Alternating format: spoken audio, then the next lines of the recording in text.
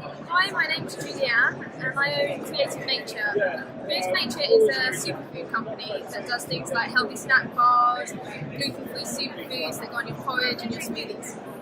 Great. And where did you buy the business instead of starting up? What was the thinking behind that? So I was 22 when I actually did a management buyout for the business. My father's an entrepreneur and he actually invested into different businesses. And I was in Beijing at the time in investment banking. He asked me to come back and do some due diligence on the company. I found out the company was in huge losses for him and I said he wasn't going to get his money back.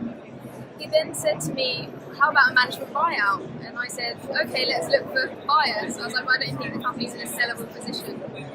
At that point he said, no, I mean you. I said, okay, maybe not. I think I want to go back to my life in banking. And he said, well, think of it as a name, just Creative Nature. And that's what I did, and I stripped back all the products and I launched my own.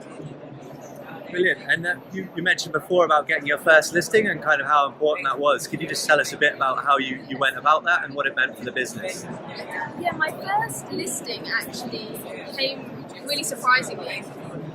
At the time, I was looking for investment, and I thought I was going to throw the towel in and not do the company anymore and sell it, because we were at the point where I just made the company profitable, but I didn't have the money to grow it, and I was getting turned down by investors. So what I said is, I need to get a major multiple, which meant one of the big four, like Tesco's, Asda, Ocado, and I went to a trade show, spent literally the last of my marketing budget. With my small team of 4 people, and I said to them, look, we have to pitch right. I was like, we're not going to know who these buyers are because they all turn around their badges so that they don't get bombarded. And then at the end of that trade show, I was like, okay, maybe we got someone, maybe we didn't. A week later, I got a call from the Tesco buyer and she wanted to list us, but she wanted to list us in 3 weeks' time. I didn't have any infrastructure at that point, which is really important when scaling your business. Because when you don't, you're stuck like me and have a commitment, and it's great, but you just don't have the way forward.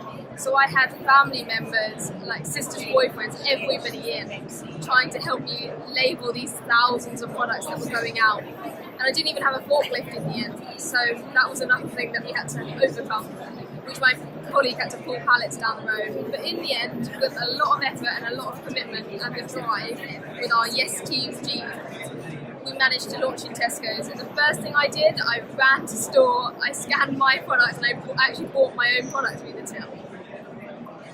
Perfect. And you mentioned about the importance of infrastructure there. I mean, what have you done since to kind of build that up?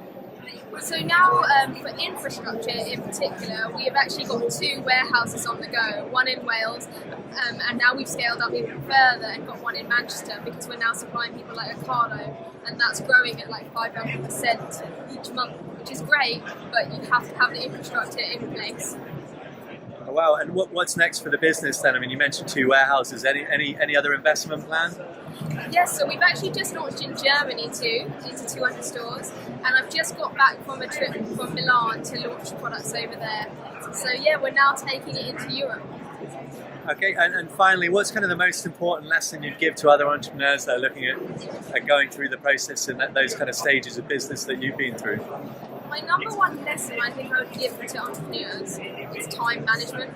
It's very important to know how to value your own time.